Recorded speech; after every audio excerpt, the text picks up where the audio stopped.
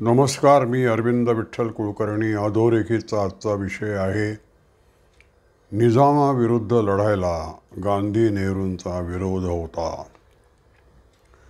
मित्र, लवकरच महाराष्ट्र विधानसभेची निवडणूक होणार आहे आणि आता प्रचाराची रणधुमाळी सुरू होणार आहे. त्यावेळेला भाजपला लक्ष केलं जाईल आणि नेहमीचा प्रश्न स्वातंत्र्य लढ्यात तुम्ही कुठे होतात असा विचारला जाईल. त्याला उत्तर देण्यासाठी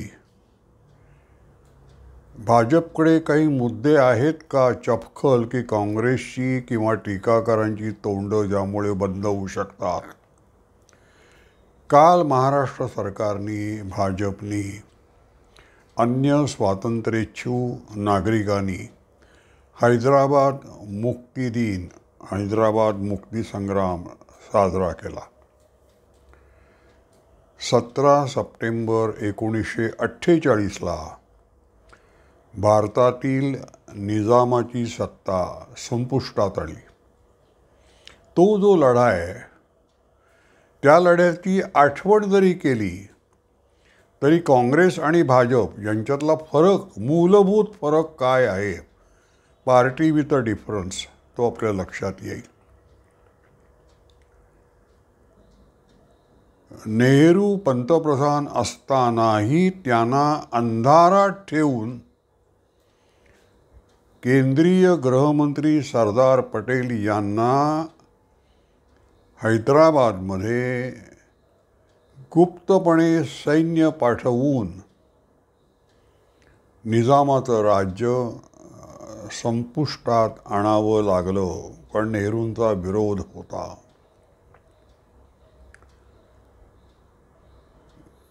या लढ्यात ही 1938ला सावरकर जेव्हा रत्नागिरीच्या स्थानबद्धतेतून मुक्त झाले तेव्हा भागानगरचा निःशस्त्र सत्याग्रह, हैदराबादचं जुनं नाव भाग्यनगर आहे, त्याचं बोलीभाषेतील उच्चारण भागानगर आहे.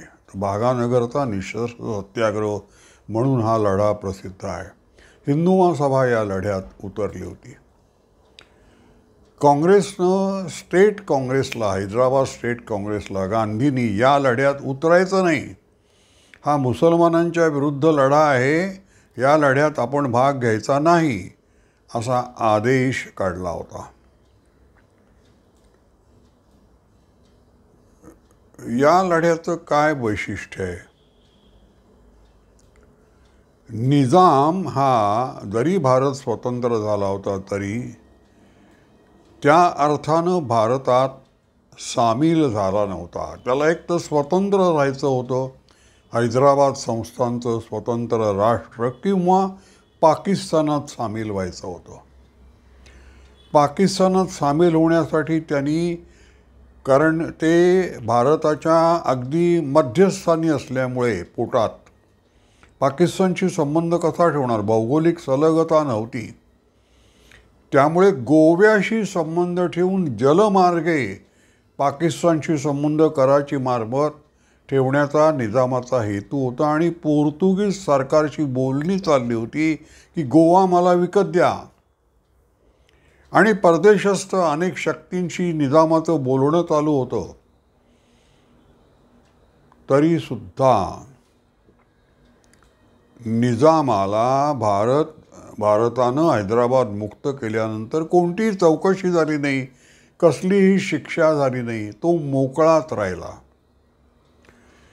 निजामानं संयुक्त राष्ट्रसंघात देखील जाऊन जसं काश्मीरच्या विषयात झालं तसं हैदराबादच्या विषयात करायचं आणि हा अनविरळीत प्रश्न ठेवायचा आणि भारताला कायम डोकेदुखी, भारतात राहायचं पण भारताचं म्हणून राहायचं नाही, स्वायत्त स्वतंत्र म्हणून राहायचं आणि भारताला कायम त्रास देत राहायचं, असा निजामाचा विचार होता. तो सरदार पटेलांनी नष्ट केला, सरदार पटेलांनी तो काढून टाकला.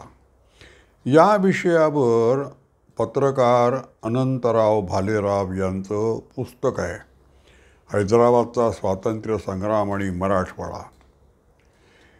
त्या पुस्तकात उपसंहारामध्ये त्यांनी असं म्हटलेलं आहे की दक्षिण भारतात उदरस्थानी अस्सल पाकिस्तान निर्माण करण्याची निजामाची महत्त्वाकांक्षा सरदार पटेलांनी 17 सप्टेंबर 48ला अशी कापरासारखी उडवून लावली.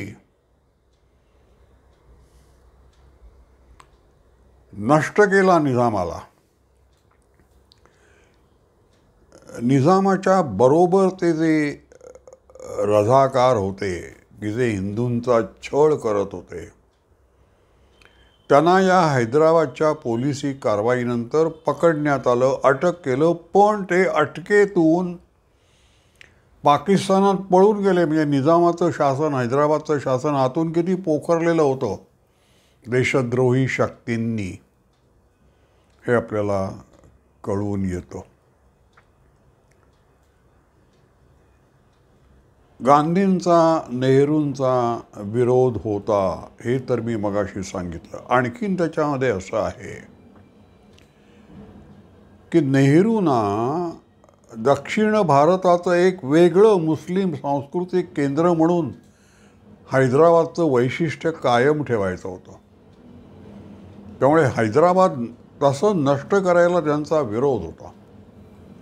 निजामाचा एक सल्लागार होता ब्रिटिश, सर वॉल्टर मॉक्टन या नावाचा. तो हे 17 सप्टेंबर नंतर तो परत गेला. जाताना त्यांनी नेहरूंना एक पत्र दिलं आहे की दक्षिण भारतामध्ये वेगळं मुस्लिम सांस्कृतिक केंद्र उभं करण्याचं तुमचं स्वप्न पूर्णत्वाला गेलं नाही, विषयी मला वाईट वाटतं. जाता जाता मी एवढाच सल्ला देतो की बघा कसं काय जमतं ते. पण 2 व्यक्तींची मी नावं सुचवतो आणि त्यातलं एक व्यक्ती म्हणजे अली यावर जंग. हा माणूस कामाचा आहे, याचा उपयोग करून घ्या, त्याच्या विरुद्ध कारस्थानं करू नका. आता अली यावर जंग कोण? तर संयुक्त राष्ट्रसंघामध्ये हैदराबादच्या स्वातंत्र्याचा प्रश्न उपस्थित करण्यासाठी जी केस मांडायची होती, जे प्रकरण संयुक्त राष्ट्रसंघात न्यायचं होतं, त्याची सगळी लिखापडी, त्याचं सगळं लेखन, ती केस उभी करणं हे काम अली यावर जंग यांना निजामाने सांगितलं होतं आणि ते त्यांनी केलं. तर या अली यावर जंगकडे लक्षात ठेवा, हा कामाचा माणूस आहे. निजामाचं राज्य, निजामाची सत्ता संपुष्टात येते असं अली यावर जंग यांच्या लक्षात आल्यानंतर त्यांनी केंद्र सरकारची, भारत सरकारची जुळवून घेण्याचा प्रयत्न केला. तेव्हा गोपाळस्वामी अय्यंगार यांनी अली यावर जंग यांच्याविषयी मत नोंदवलेलं आहे की हा माणूस अनरिलायबल आहे, या माणसापासून सावध राहा. तरीसुद्धा सर वॉल्टर मॉक्टननी सांगितलं होतं, त्यामुळे नेहरूंनी त्याची सोय केली. त्याला शासनात घेतला, परदेशात मोठमोठ्या मिशनवर पाठवला आणि शेवटी त्याला महाराष्ट्राचा राज्यपाल केला. अली यावर जंग हे महाराष्ट्राचे राज्यपाल होते आणि या वेस्टर्न एक्सप्रेस हायवेला, पश्चिम द्रुतगती मार्ग मुंबईतला, त्याला अली यावर जंग यांचं नाव दिलेलं आहे. त्यामुळे जे भारत विरोधी कारस्थान करतात, शेख अब्दुल्ला, अली यावर जंग, निजाम, यांना कोणतीही शिक्षा नाही, उलट त्यांचा सत्कार करण्यात आला आहे. आणि ज्यांनी सगळं आपलं कुटुंबाच्या कुटुंब स्वातंत्र्यासाठी असं यज्ञामध्ये समिधा द्यावी तसं अर्पण केलं, त्या सावरकरांना कोणताही पुरावा नसताना केवळ छळण्यासाठी म्हणून गांधी हत्येमध्ये आरोपी करण्यात आला. हा फरक आहे, हे आपण लक्षात ठेवलं पाहिजे. अनंतराव भालेरावांनी या पुस्तकात म्हटलेलं आहे उपसंहारामध्ये की एक परदेश निर्माण करायचा होता निजामाला भारताच्या पोटात. एक बादशाही संस्था, लोकशाही विरोधी, भारत लोकशाहीवादी असेल पण त्याच्या पोटात एक बादशाही संस्थान आहे असं निर्माण करायचं होतं. ते सरदार पटेलांनी नष्ट केलं. अनंतराव भालेरावांचं पुस्तक आहे, नंतर सेतुमाधवराव पगडींचं आहे, नंतर वि गो ब्रह्मनाथकर यांचं या मराठवाड्याच्या आणि हैदराबादच्या स्वातंत्र्य संग्रामावर पुस्तक आहे. याच्यातला सिद्धांत आपण हा लक्षात घ्यायचा आहे की काँग्रेसच्या दृष्टिकोनामध्ये भारताचे केव्हाही कोणताही ते विचार करतात तेव्हा दोन भाग करतात, हिंदू आणि मुसलमान. आणि मुसलमानांवर कोणत्याही प्रकारे अन्याय झाला तरी त्यांना चालत नाही. मुसलमानांना प्रसन्न करण्यासाठी भारताचं सार्वभौमत्व, भारताचं स्वातंत्र्य, भारताचं अखंडत्व, भारताची एकात्मता यांना धक्का पोचला तरी काँग्रेसला चालतो. हा काँग्रेस आणि भाजप किंवा काँग्रेस आणि हिंदुत्वनिष्ठ पक्ष, काँग्रेस आणि संघ यांच्यातला फरक असा आहे की काँग्रेस भारताचं सार्वभौमत्व, एकात्मता, स्वतंत्रता, अखंडता मानत नाही. त्यांची प्रायोरिटी, त्यांचं प्राथम्य मुसलमान असतं. ते मुसलमानांच्या हिताची काळजी. आता याची कारण परंपरा काय आहे हे जातं त्यांनी ताडायचं आहे. त्याला कारण परंपरा तसं काही नाही आहे. मुसलमानांनी गांधी नेहरूंवर तसे काही उपकार केलेले नाहीत. तरीसुद्धा गांधी नेहरू अंगभूतपणे मुसलमानांच्या बाजूचा, मुसलमानांचा विचार पहिल्यांदा करतात. यातलं जे शीर्षक आहे की गांधी आणि नेहरू यांचा विरोध होता निजामाच्या विरुद्ध लढायला, त्याचा अर्थ तुम्ही समजून घ्या की जे भारताचे शत्रू आहेत त्यांच्या विरुद्ध लढायला. म्हणून मग आता आतंकवादाविरुद्ध काँग्रेस तेवढी लढत नाही किंवा घुसखोरांविरुद्ध सगळे सीमावर्ती जिल्हे बांगलादेश ते आसामचे हे मुस्लिम बहुल आहेत.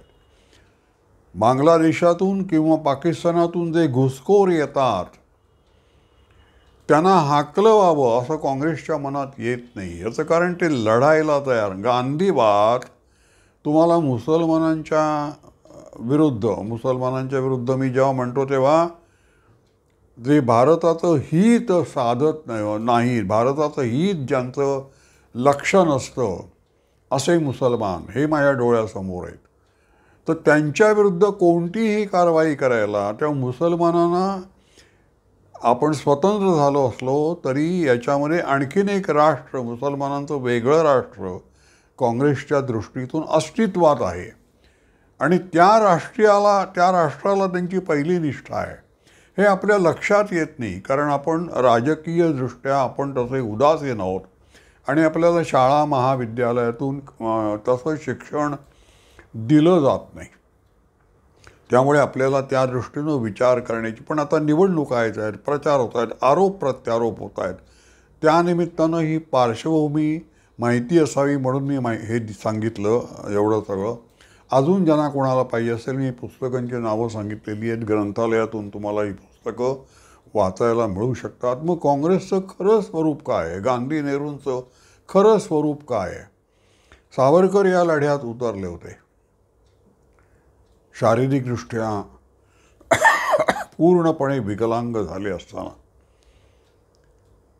सावरकरांनी रत्नागिरीच्या स्थानपद्धतीतून बाहेर पडल्यानंतर आणि स्वतंत्र भारतात काय केलं असा उद्धट प्रश्न काँग्रेसवाले विचारतात. जसं संघाचं स्वातंत्र्य लढ्यात काय स्थान आहे असं विचारतात.